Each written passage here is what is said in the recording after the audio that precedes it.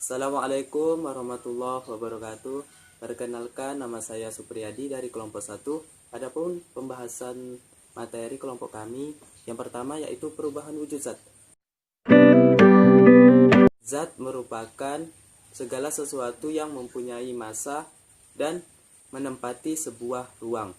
Massa juga dikatakan sebagai banyaknya jumlah partikel yang ada di dalam zat. Sedangkan wujud zat merupakan segala bentuk dari zat. Pengertian perubahan wujud zat. Perubahan wujud zat merupakan sebuah perubahan zat yang terjadi secara termodinamika dari satu zat ke zat yang lain. Perubahan wujud zat ini dapat terjadi karena adanya peristiwa pelepasan dan penyerapan kalor.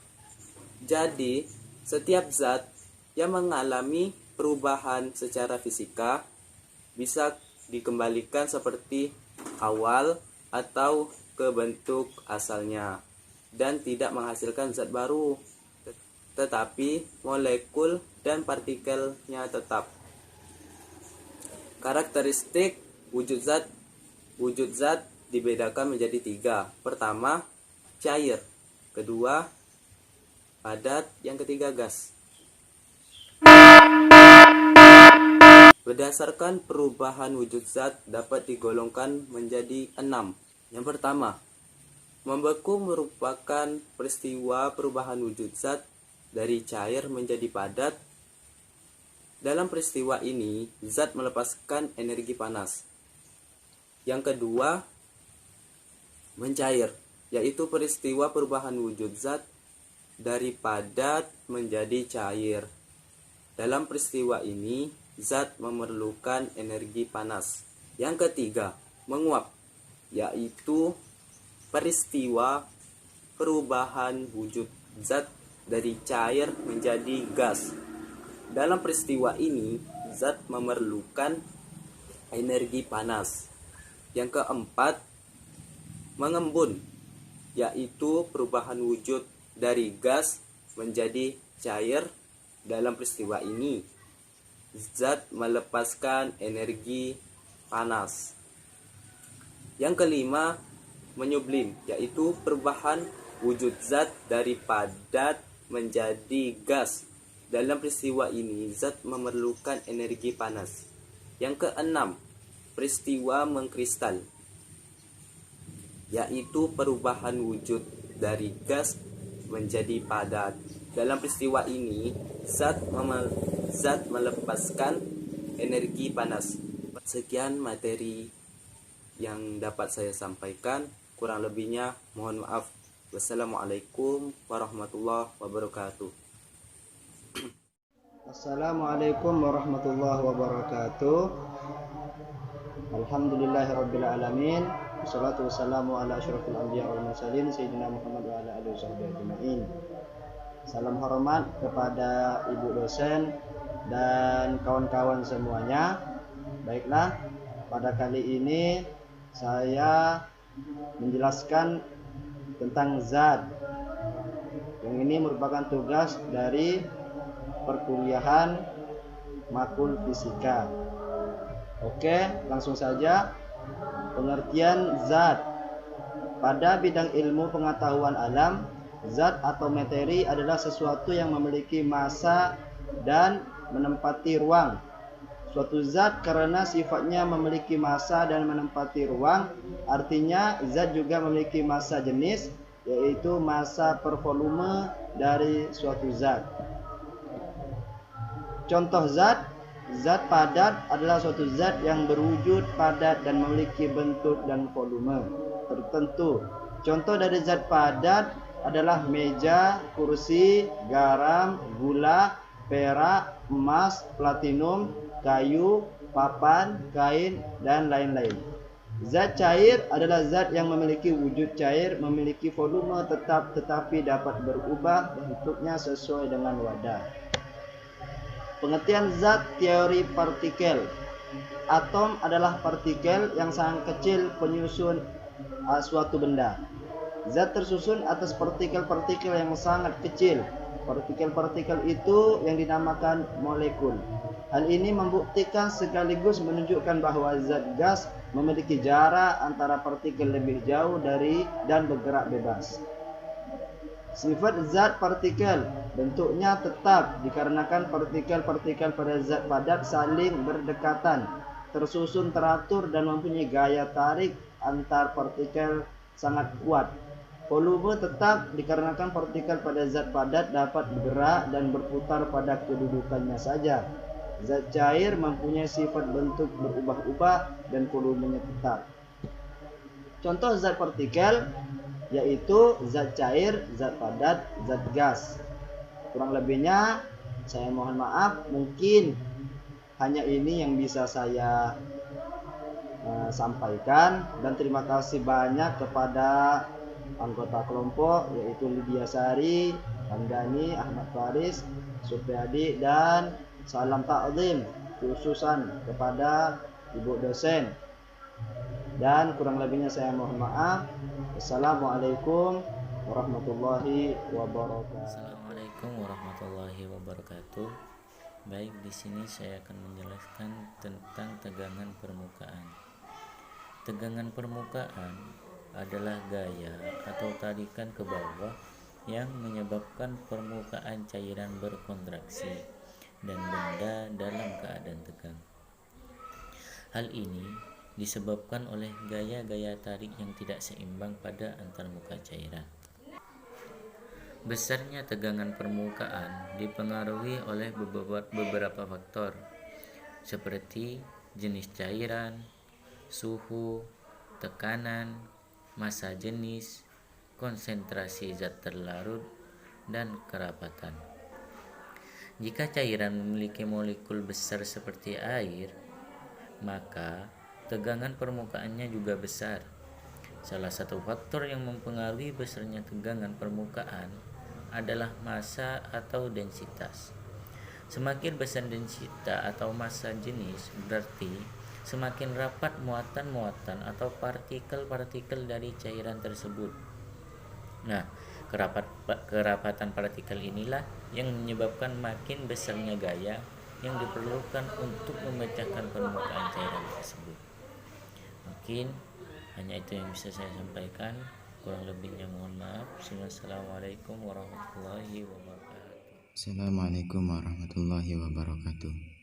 Saya Ahmad Aris Al-Farisi, NIM D0220001, Prodi Pendidikan Matematika.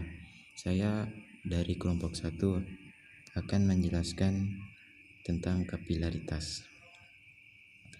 Kapilaritas adalah fenomena naik atau turunnya permukaan zat cair dalam suatu pipa kapiler. Pipa kapiler atau pipa dengan luas penampang yang sempit. Penyebab peristiwa kapilaritas disebabkan adanya gaya adhesi dan gaya kohesi yang menentukan tegangan permukaan zat cair.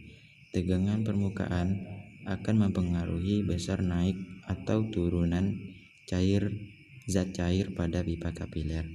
Tegangan permukaan bekerja sepanjang keliling pipa kapiler yang naik zat cair dengan gayanya. Dinding akan mengadakan reaksi sebagai balasan atas aksi dan menarik zat cair ke atas dengan gaya yang sama besar pada keadaan setimbang. Pada keadaan setimbang, komponen vertikal gaya tarik dinding sebanding dengan berat air yang naik.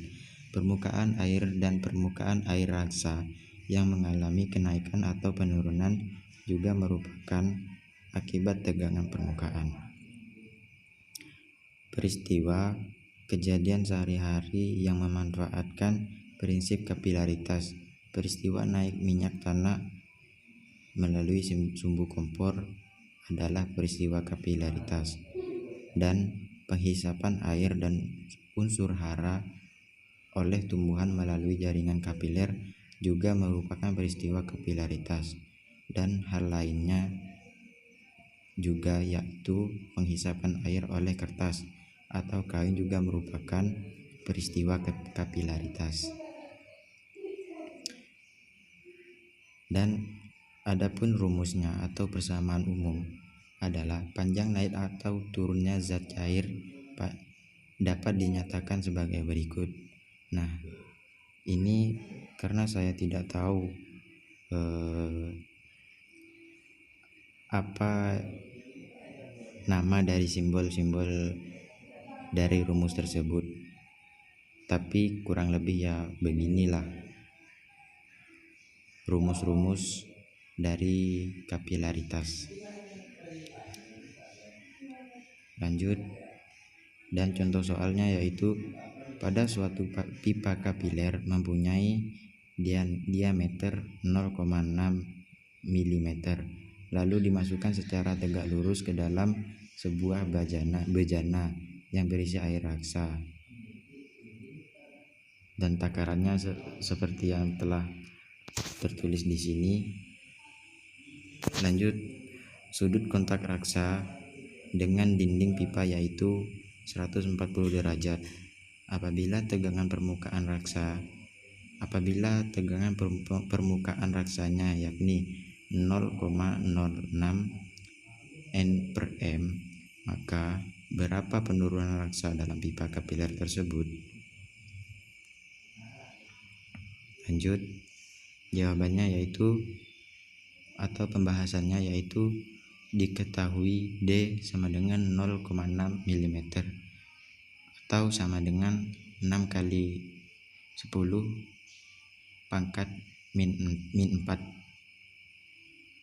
dan R sama dengan 3 kali 10 min 4 M. Dan ini saya juga tidak tahu apa namanya, pokoknya yaitu sama dengan 0,6 N/m, dan P raksa sama dengan 13.600 kg per M pangkat 3, dan gram sama dengan 9,8 M/s pangkat 2, dan ini juga saya lupa namanya, sama dengan 140 derajat. Ditanyakan penurunan permukaan raksa di pipa kapiler. Jawabannya adalah seperti ini. Saya juga tidak tahu apa namanya, tapi saya akan mencoba juga membacanya. H sama dengan 2 Y titik cos per P titik G titik R, atau yang titik itu sama dengan kali, jadi P kali G kali R sama dengan 2 kali 0,06 kali cos 140 derajat per 13.600 dikali 9,8 dikali 3 kali 10 per min 4 sama dengan min 0,092 per 39,384 sama dengan hasil akhirnya adalah 0,0023